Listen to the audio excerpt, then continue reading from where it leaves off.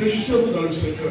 Et dit, je le répète, réjouissez toujours dans le Seigneur. Vous savez, où je suis là, je ne dois pas un marabout. Alléluia. Je ne dois pas un féticheur. Ma joie, c'est Dieu qui la donne. Vous savez, quand tu dois un féticheur, chaque année, quand tu dois faire un sacrifice, ton cœur va. Parce que tu dois donner un bonheur, bien aimé, tu dois donner quelque chose en retour. Mais le Seigneur nous a donné la vie. Et la vie en abondance. Et la joie qui te coûte derrière cette vie-là, Dieu nous la donne gratuitement. Et c'est parce que si tu as une bonne santé, c'est parce que Dieu te l'a donné gratuitement. Tu ne dois pas un marabout, tu ne dois pas un mystique, tu ne dois pas un féticheur. La joie,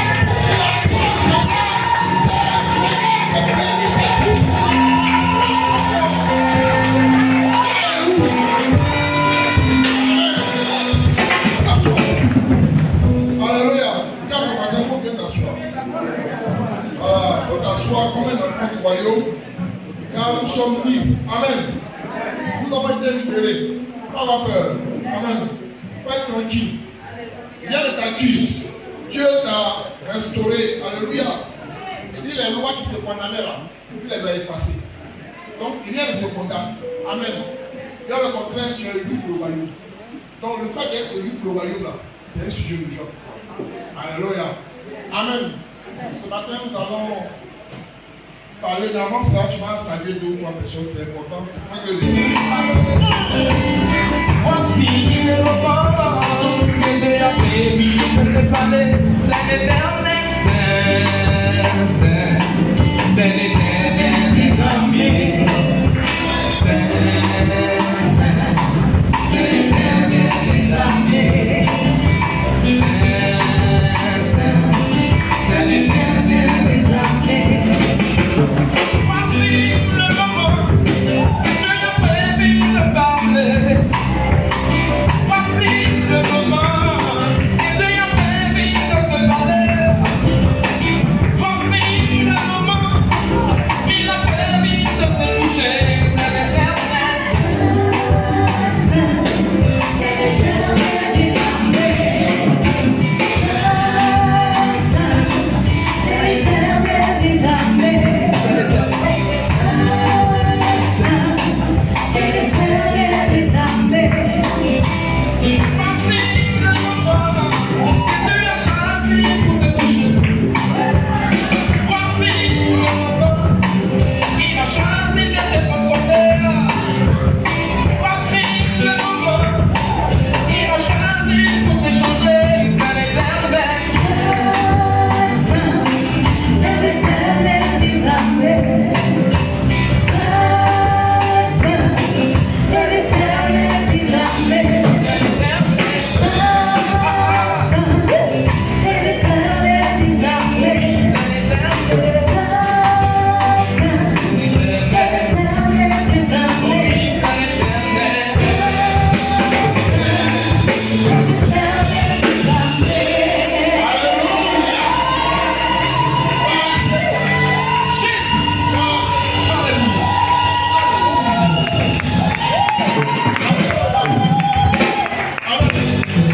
Que le Seigneur soit béni. Maman, que Dieu te bénisse. J'aime sa joie. J'aime sa joie. Elle a une joie. Une joie. Une joie ancienne.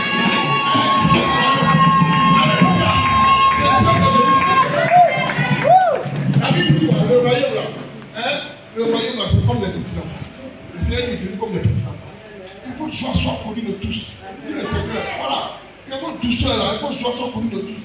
Ce qui caractérise un chrétien, c'est ce qui a rendu sa joie. Alléluia. Quels que soient les problèmes, je n'ai pas l'argent, je n'ai pas mangé, je n'ai pas ceci, mais je suis en joie. Yes. Alléluia. Parce que la joie est une manifestation de la foi. Tu n'as pas, mais tu es en joie parce que tu sais que le Seigneur a te donné. Alléluia. Amen. Amen. La Bible dit que la foi est une formation des choses qu'on espère. Mais aussi une démonstration de ce qu'on n'a pas vu. Je n'ai pas vu la voiture, mais je marche comme quelqu'un. Je ne travaille pas, mais je marche comme quelqu'un de Alléluia. Je ne suis pas marié, mais je marche comme quelqu'un de foyer.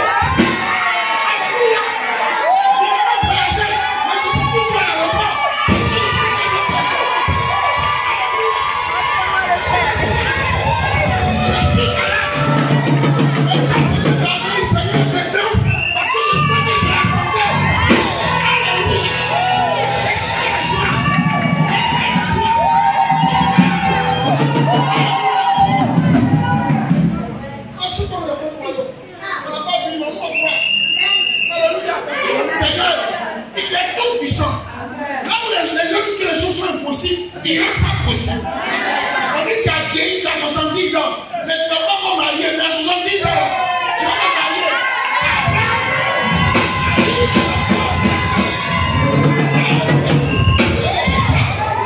Ça là, ils sont enfants à 90 ans. On dit il n'y a plus d'espoir. Mais le Seigneur dit, toi à 90 ans, tes cellules sont mortes. Tu as 2 fois à ménopause, tu as 2 fois à ménopause, mais 2 fois à ménopause, tu seras.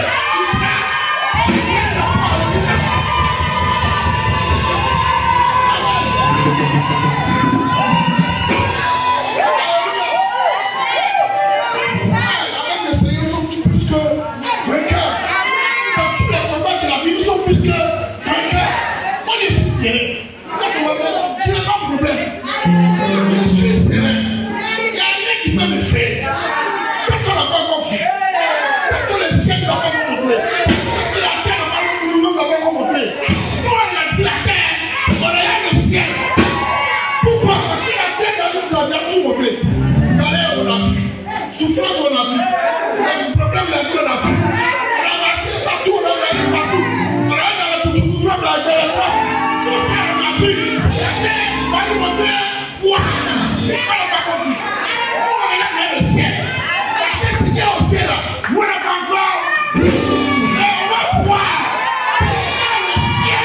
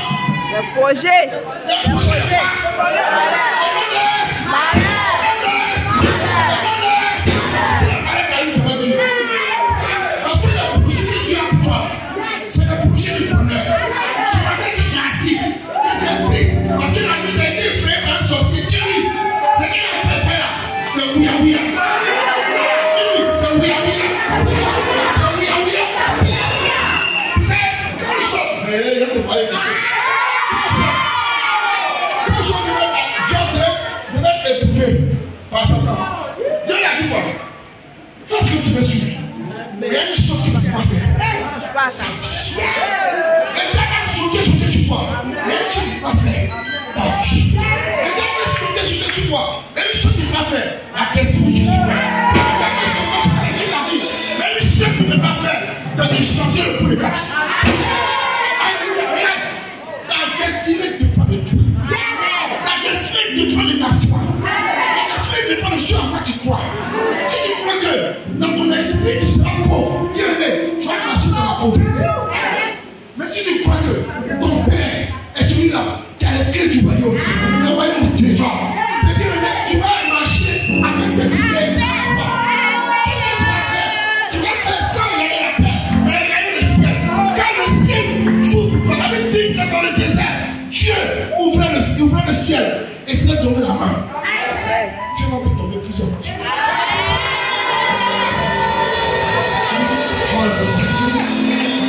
Dis mon message.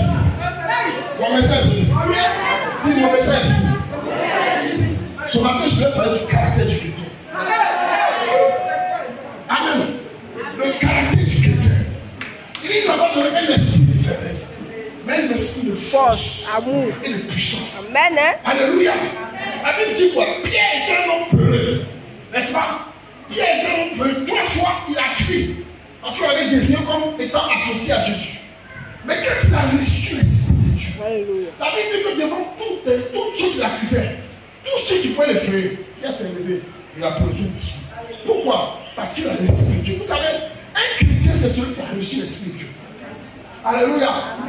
Celui qui a reçu l'Esprit de Dieu, il reçoit aussi le caractère de Dieu, reçoit la volonté de Dieu, reçoit la puissance de Dieu, reçoit l'onction de Dieu, reçoit la gloire de Dieu. Marche avec la gloire. Regardez-moi, ceux qui marchent par l'Esprit sera son fils de Dieu. Il dit marcher selon l'Esprit. Et vous n'avez pas accompli les désirs de la chair. La chair, c'est quoi? C'est l'inquiétude. Les pensées, les mauvaises pensées. Tu te lèves le matin, tu es là, tu te demandes, tu es chrétien, tu es là. Demain, qu'est-ce que tu viens de venir? Alléluia. Les païens sont préparés de leur souffrance. Toi, tu es au milieu de. Et on a une galère, Et on souffre, Bon, tu as oublié que. Ça ne peut pas faire Dieu même. Dieu même, c'est petit. Tu as oublié que tu appartiens à un royaume.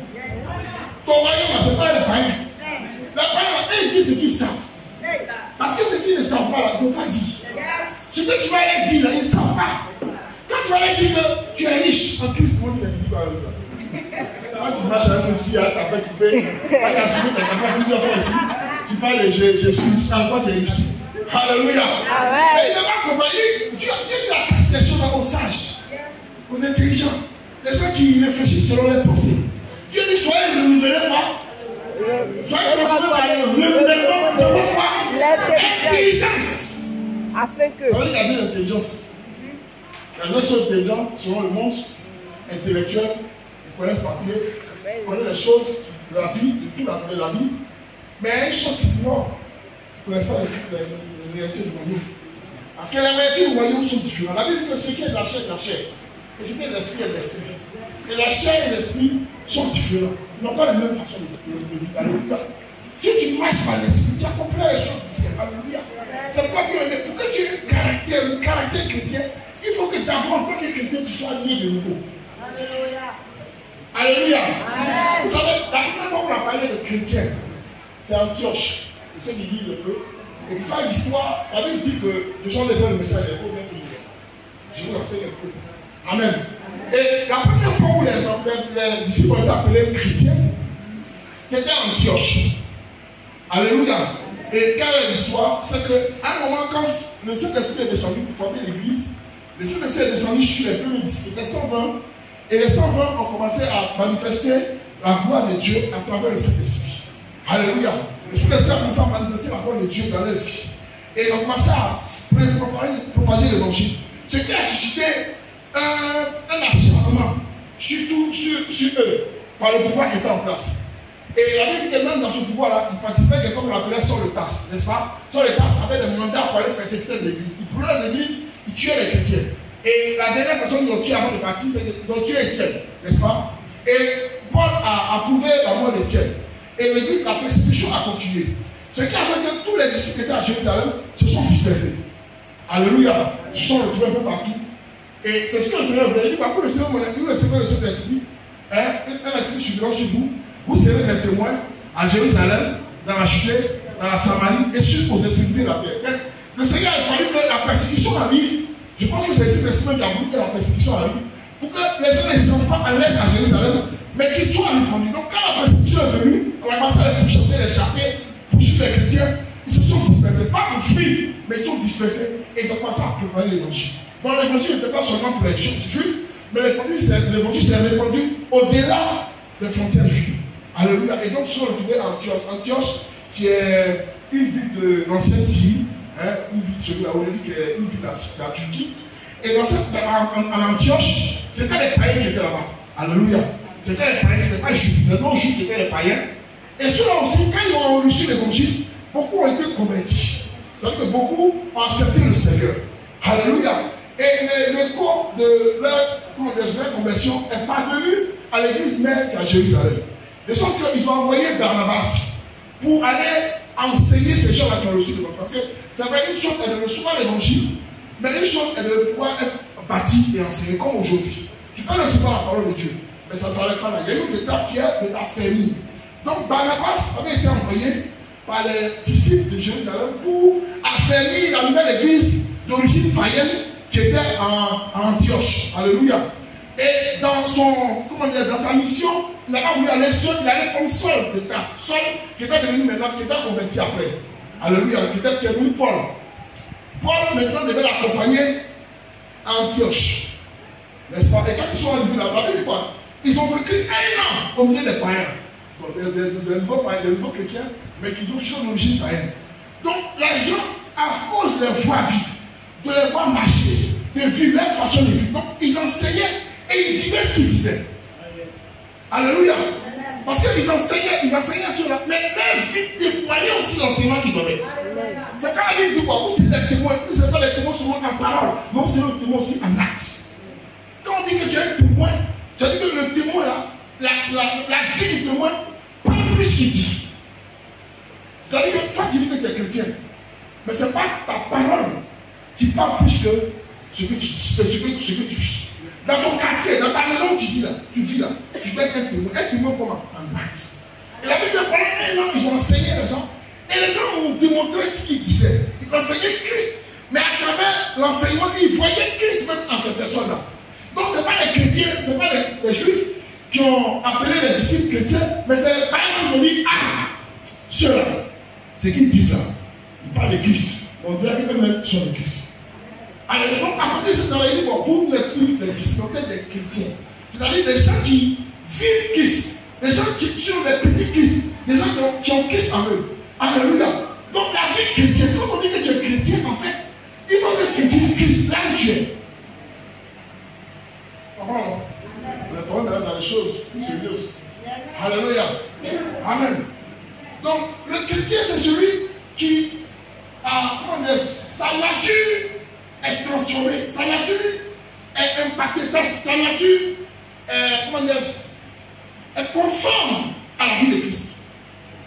C'est-à-dire que quand on te voit marcher dans ton quartier, on n'a pas besoin de dire que celui-là, on n'a pas besoin de dire que je suis chrétien. Alléluia. Mais ta façon de faire doit témoigner de ton appartenance à Christ. Amen.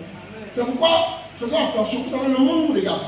Donc, Mimi disait ici la dernière fois que des fois, quand tu passes comme ça, là, c'est vrai que les gens te regardent. On sait que tu vas, on sait que tu es chrétien, tu dis que tu es chrétien. Mais on te regarde. On regarde tes prises de gestes. Alléluia.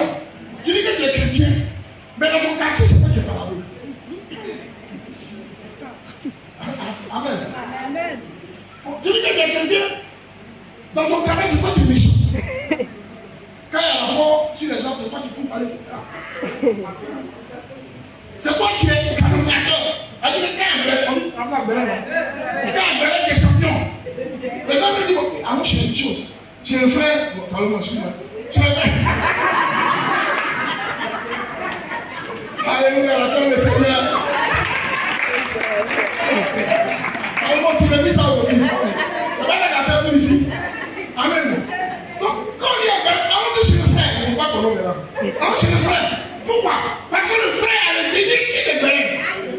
Il connaît tout. qui sort, il y a les gens qui sont chrétiens, c'est qui sort les femmes comme ça. Même pareil ne dit pas ça. Alléluia. Il y a des chrétiens qui sont méchants. Il y a des chrétiens qui sont mauvais. Il y a des chrétiens qui sont... Merci. Vous savez, quand tu es païen, c'est bon. Mais quand tu es un chrétien que tu es méchant, c'est un double.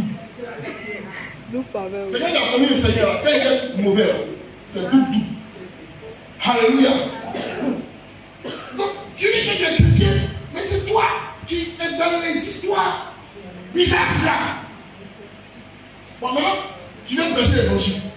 Bon, ce que toi-même tu dis là, quand toi-même tu regardes ta vie là, c'est pas chose de chez Dieu. Alléluia. Amen. Le chrétien doit vivre la vie de Christ.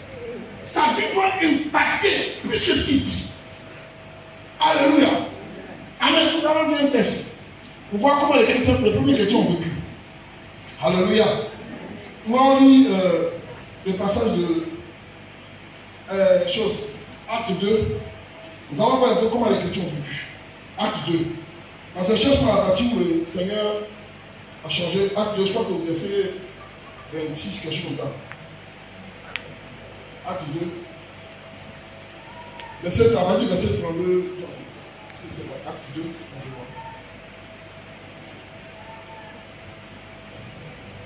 Acte 2, à partir du verset 41. Acte 2, verset 41. Ceux qui acceptaient sa parole furent baptisés, et en ce jour-là, le nombre des disciples s'augmenta d'environ 3000 âmes. Ils persévéraient dans l'enseignement des apôtres, dans la communion fraternelle, dans la fraction du pain et dans les prières. La crainte s'emparait de chacun et il se faisait beaucoup de prodiges et de miracles par les apôtres. Tous ceux qui croyaient étaient dans le même lieu et ils avaient tout en commun. Ils vendaient leurs propriétés et leurs biens et ils partageaient le produit entre tous selon le besoin de chacun. Et ils étaient chaque jour tous ensemble assidus au temple. Ils rompaient le pain dans les maisons et prenaient leur nourriture avec joie et simplicité de cœur. Alléluia. Amen. La Bible dit quoi? Ils prenaient le pain avec simplicité de cœur. Un chrétien doit avoir un cœur simple. Amen. Tu n'es pas compliqué. Alléluia. Tu es dans les complications. Ton cœur a été affranchi par le Saint-Esprit, bien aimé. Ton cœur a été circoncis par le Saint-Esprit. Il y a des choses que tu n'as pas considérées. On considère toutes les choses. Moi, on m'a fait ça. Moi. Bien aimé, tu n'as pas convaincu. Ton moi là doit souffler. Dis à ton voisin, ton moi doit disparaître. Amen. Alléluia. Alléluia. Ceux qui sont conduits par l'Esprit, regarde, quand tu reçois le Saint-Esprit, ce n'est plus toi qui. Tu ne es pas conduit par toi-même, mais tu es conduit par un esprit. C'est pas la Bible que ceux qui sont conduits par l'Esprit de Dieu sont fils de Dieu. C'est pas toi qui conduis le Saint-Esprit, mais le Saint-Esprit va te conduire. Ton cœur va être conduit par le Saint-Esprit. Ta volonté va être conduite par le Saint-Esprit. Tes pensées vont être conduites par le Saint-Esprit. Tout ce que tu fais là doit être conduit par le Saint-Esprit. Alléluia. Amen. Donc regarde, il faut que tu marches avec simplicité de cœur. Et le premier caractère que tu vas avoir, c'est un caractère imbibé dans l'amour. Amen. Alléluia. Parce que l'amour caractérise tout. Hein. Vous savez, dans l'amour, il y a tout. Je vais vous dire pourquoi. Dans l'amour, il y a tout. Quand tu aimes, tu peux pas tomber ta femme. Ah, mais bien. Parce que c'est un amour, aime ton prochain comme moi. C'est-à-dire que si je pense que ce cas-là, c'est lui qui va dans récit de parler. Bon, toi qui aimes ton père, toi qui aimes ton père, toi qui trompes ton mari là.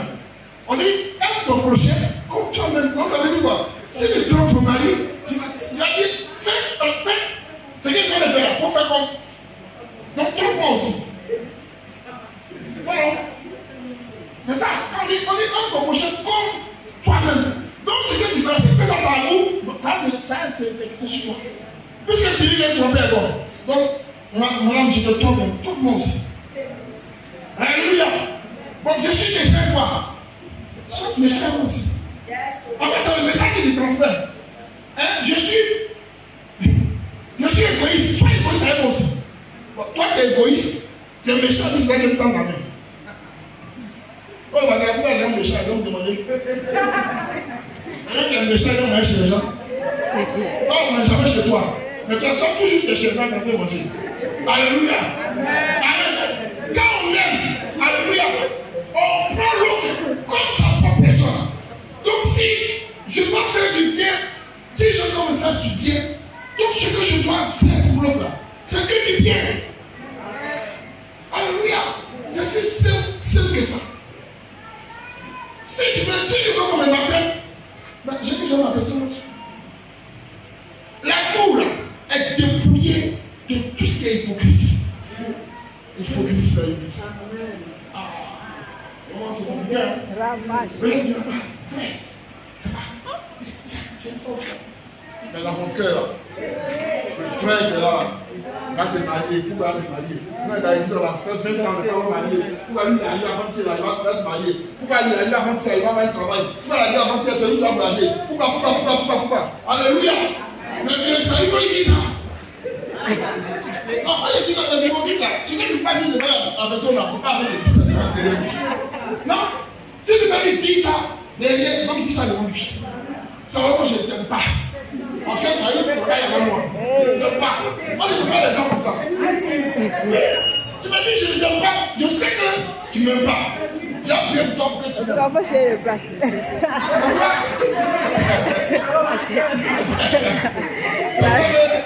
Il y a un ancien chef d'État qui a dit quoi? Il dit je me méfie de mes amis que de quoi? Mes ennemis.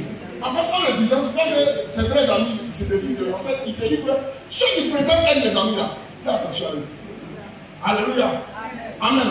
Mais nous, les chrétiens, nous ne faisons pas ce esprit-là parce que nous croyons que l'amour pardonne tout.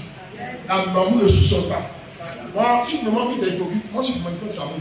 Parce que quand le Seigneur ne m'a pas révélé dans ton cœur que tu es hypocrite, je ne vais pas chercher l'hypocrisie encore. Alléluia. Je ne vais pas chercher tout dans tes cheveux. Moi, quand on dit un système d'esprit, c'est quoi? C'est prendre les choses positivement. Quelqu'un va te dire ta soeur, elle n'aime pas ton affaire. Ah, je suis un comme ça. Aïe, j'avais même l'intention de faire du bien à la soeur. Peut-être même que ce n'est pas vrai. Mais elle a cherché de laisser comme ça. Maintenant, tu n'as plus conduit par l'Esprit de Dieu, mais tu as conduit par la parole de la soeur. Mais quand tu marches d'un cœur simple, quelque chose qu'on m'a dit, même quand tu as constaté, tu manifestes de la compassion pour cette personne. Parce que tu as dit que cette personne-là, elle est perdue. Il faut qu'on la ramène. Si elle a autant de haine pour moi, ça qu'elle a un problème. Vous savez, les gens qui ont la haine pour les autres, j'ai un problème.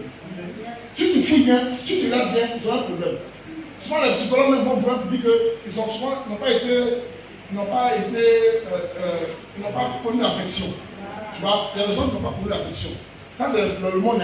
Donc, ils manifestent la haine, la méfiance et toutes ces choses-là. Alléluia. Donc, si une soeur, tu vois qu'elle est comme elle, si tu fouilles bien, elle a un problème qui lui est personnel. Et donc, ce problème-là réjaillit sur. Donc, si tu peux l'aider, c'est l'aider à ce que son cœur change. Alléluia. Parce qu'elle dit quoi? C'est l'amendement du cœur, quoi? C'est vrai que son cœur a pu elle qui manifeste ces choses. Mais qu'est-ce qu'elle a prononcé à elle? Peut-être qu'elle a été blessée par quelqu'un. Peut-être qu'elle a manifesté l'amour pour les autres et les gens n'ont pas bien rendu. Mais comme elle est faite d'esprit, elle a gardé ce sentiment-là. Et ce sentiment-là, partout où elle va, il y a des gens qui faut te méfier des gens qui ont fait plier l'église. Il faut te méfier. Quand il méfie, pas dans le sens de les repousser, mais d'avoir beaucoup de compassion pour eux. Pourquoi? Parce que c'est les gens qui ne veulent pas accepter que le Seigneur fasse un problème dans leur vie. Regarde, tu es dans une église. Dieu peut prendre un frère même pour te heurter. Pas parce que le frère est mauvais, mais Dieu veut que tu passes l'épreuve. L'épreuve de supporter les uns les autres. Il dit supportez-vous. Le Seigneur dit supportez-vous les uns les autres. Donc Dieu va prendre la soeur et puis il va te caffier. Et puis une soeur même que tu estimes mélanger. Et puis si tu n'es pas prêt à franchir cet état, de dépasser les choses des humains, et tu vas commencer à être affecté.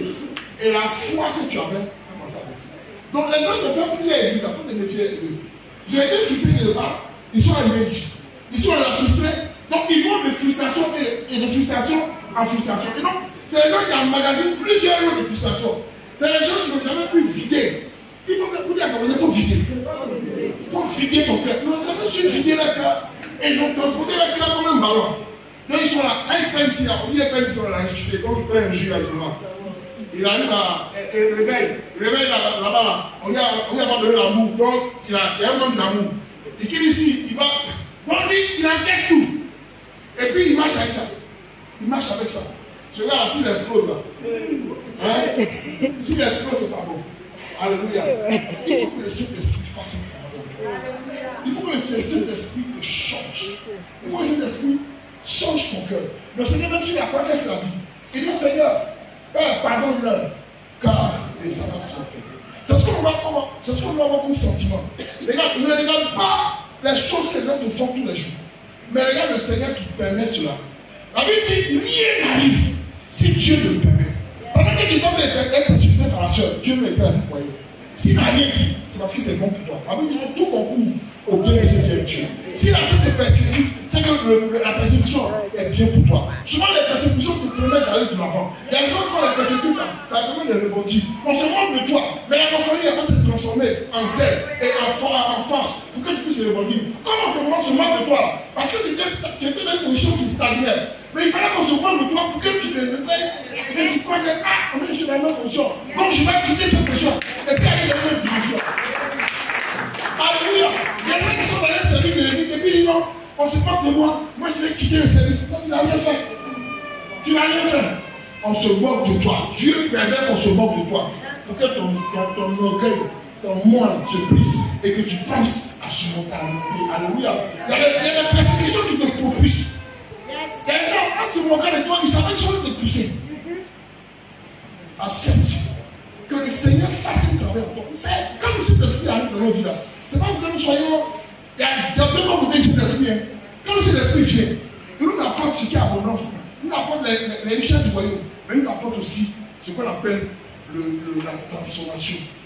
La Bible dit que le Seigneur lui-même Jésus a été transporté par le Saint-Esprit. Le Saint-Esprit a pris. C'est pas quelqu'un d'autre. Le Saint-Esprit a pris et puis il a dit au diable, tant que. La Bible dit que pendant 40 jours, le Saint-Esprit a laissé dans le désert avec le diable. Il dit fabrique-le. Il dit au diable, fabrique-le. Le diable dit ouais, il va le fabriquer. Mais ça ne va pas que ce gars ait assisté quelque chose. Alléluia. La première fabrication, le Seigneur a guidé. Deuxième, a guidé. Troisième, a guidé. Il est sorti. La Bible, quand il est sorti, les anges l'ont servi. Ils sont allés. Pourquoi? Parce qu'il a dépassé cela. Dieu peut t'amener à côté d'une soeur pour qu'elle te fabrique. Il a dû la fabriquer parce que c'est un moment le reste. Pour qu'elle te transforme. Pour qu'elle te touche. Pour qu'il te touche. Mais ce qu'il va faire, va changer ton caractère. Amen. Tu auras un caractère de chrétien. Il faut que ton caractère change. C'est ton caractère qui détermine ta vie chrétienne. Quand tu es chrétien, c'est le caractère. C'est-à-dire autrefois, tu étais nerveux. Autrefois, tu répondais aux provocations. Mais le Saint-Esprit a fait le travail en toi. Quand on parle de persécution, c'est là que c'est pas une chose comme ça. Qu'est-ce que les hommes n'ont pas fait sur la terre? Et puis, on va chercher encore. Non. On nous a persécutés. On nous a traumatisés. On nous a mis dans des trucs bizarres. La terre, le but de monter. Yes. Alléluia. Il faut marcher sur ton pied. Il y a de l'autre pied. Il faut gifler. Vous avez dit, si on te gifle un jour, dans ton jour. Parce que le sacré ne peut rien contre toi. Parce que le royaume est avec toi. Tant que tu n'as pas décidé de changer, tant que tu n'as pas décidé aussi que le Saint-Esprit puisse changer ton cœur, tu vas rester toujours le même chrétien frustré. Tu es là, tu es réuni, tu es frustré. Les autres avancent, on n'avance pas. Et les autres acceptent que ces résultats feront dans la vie. Accepte que le Saint-Esprit fasse un travail dans ton cœur. Parce que le Saint-Esprit, quand il vient dans ta vie, il vient pour transformer ton cœur. Mais si tu ne peux pas accepter le côté amer de la présence de l'Esprit, tu ne peux pas avancer. Tu es un chrétien du confort. C'est-à-dire que là où c'est bon, c'est là, tu es là. Quand on dit, tu seras béni. Mais ça, c'est ce qu'on dit, hein. Tu seras prospère. La Bible dit quoi? La Bible dit qu'il prenait le pavé séduction de cœur. Et chaque jour, le Seigneur ajoutait des choses au milieu d'eux. Et après, il dit quoi? Il dit qu'il se faisait des miracles au milieu d'eux. Pour qu'il y ait des miracles au milieu de nous, il faut que nous manifestons les fruits de cet esprit. Comme cet esprit règne au milieu de nous, les miracles, les produits se produisent. À cause de ce que nous avons un même esprit, l'esprit du ciel. Alléluia. Amen. Ce matin, je suis venu te parler de ces choses. Pour que ta vie là, soit conforme à la parole de Dieu. Tout à l'heure, maman disait, on a témoigné, elle disait que elle avait une attitude. Elle a une attitude vers quelqu'un. Cette attitude la chaise. Tu disais, regarde, quand tu vas évangéliser quelqu'un là, la personne ne regarde pas ce que tu dis, tu vas pas parler, c'est vrai, elle va écouter. Mais après, on va lui donner ton témoignage là. Tu vas faire que ton témoignage va faire que cette personne là. Alléluia. Regarde, les gens font l'effort pour évangéliser les gens. Toi, par ton comportement, tu viens briser les langues de cette personne. Pendant qu'on évangélise les gens, toi tu te comportes mal. Et puis après le tour, tous les chrétiens, après le tour, on peut aller à l'église. Après le tour, on peut aller à l'église. C'est pareil, tu comprends les choses comme ça. Les chrétiens, vous voyez, sur les réseaux sociaux, on dit, les hommes de Dieu se comportent d'une manière. Fait que moi-même, quand je regarde, j'ai honte. Et tout le temps, en longueur de journée, j'ai vu une vidéo où, tu vois, c'est une mise en scène. Et un pasteur, je sais pas, c'est au Ghana ou au Nigeria ou quoi, qui lavait les femmes dans les bassines. Les femmes fument. Dans les bassines. Dans les bassines, et puis elles sont nues, et puis le peuple est là. Quand elles finissent, continue de laver, ils applaudissent. Les moutons, tu as compris les moutons. Et il y a des cas comme ça. J'ai vu aussi une vidéo qui est une personnage où il y a un pasteur qui a demandé à ses brebis d'aller brouter. De brouter. Et lui, elles sont venues, les femmes, pour sont en train de manger elles. Alors, vous savez pourquoi les gens arrivent à ce niveau-là? Quand les gens n'ont pas eu l'esprit renouvelé. Parce que vous savez aujourd'hui, pourquoi les gens se comportent comme ça? Ils perdent vous, mais pour les chrétiens. C'est parce que les chrétiens, vous allez rester dans vos idées. Le sensationnel. Avant, quand vous allez chez le marabout, le marabout, là, il danse. Quand il n'a pas dansé, il n'a pas fait feu autour de lui, il n'a pas mis Kaolève là, c'est-à-dire que vous avez tout ce qui est mystère. Quand les gens me disent, Dieu, il faut, et puis tu vois, oui, l'église est remplie. Pourquoi? Parce qu'il ne peut pas faire un miracle sans miracle, c'est compris pour toi que tu as guéri, c'est guéri, non, ça, il ne va pas, ça, tu vois, lui, pour quand on vient, puis on danse, on met Kaolève, on met. Tu vois, on est habitué à ces choses-là. Et donc, les gens sont obligés de créer des mystères, des ministères avec des mystères, des ministères avec des choses. On va te laver, on va te laver pourquoi? Toi, une vieille personne, on va te laver pourquoi? Mais si on dirait à l'église, c'est même dans ce moment, mais devant les gens, tu peux même parce que tu crois au fétiche, monsieur. Je ne peux pas ça un miracle, j'apprends au fétiche. Alléluia. Il a fait maintenant les féticheurs sont venus s'installer dans les églises. Il y a des gens qui ont créé des églises qui ressemblent à des féticheurs. Tu vas chez le féticheur, il faut des habits et de laver. C'est ça, non? Il y a des gens qui sont allés, je sais qu'il y a des gens qui sont allés chez les féticheurs, qui sont mis nus. Si on réclame dessous le dédain, c'est pas nu là, tu vas pas. Hein? Alléluia. On t'a dit, bon, tu vas chez le féticheur, on te dit, prends poulet. Et puis, on se fait aussi. Prends poulet, et puis le corps de poulet, puis tu as un vieux comme ça qui a coupé. Et puis on met du sang de poulet sur la tête pour prendre ta tête. Oh!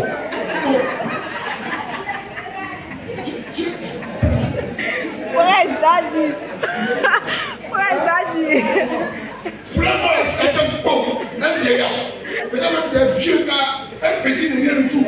Parce qu'il sait faire des grimaces, il fait rien. Prends poulet moi là, sur la tête. Bon, ça prend tout pourri. Il sent, et puis il faut mettre sur ton corps. Tu prends, tu mets sur ton corps. Tu arrives au travail, tu sens les gens comme ça. Frère! Alléluia! C'est sûr que ça peut venir dans l'église. C'est ce qu'on faisait avant. Les gens sont venus ramener ça parce qu'ils sentent que les gens comme ça. Les gens ne peuvent pas franchir. Ils sont habitués à ces choses. Ils sont habitués aux choses des mystères. Ils sont habitués aux choses que les gens font. Les enfants des églises sont habillés dans les soutanes, ils sont comme ça. Voilà. Ils au repas. Et puis il y a des gens qui les suivent. Quand ils viennent pour finir le pas, c'est pour ça que lâcher voilà. Allons chez le voyant. Quand il entend ça dans le programme, allons chez le voyant.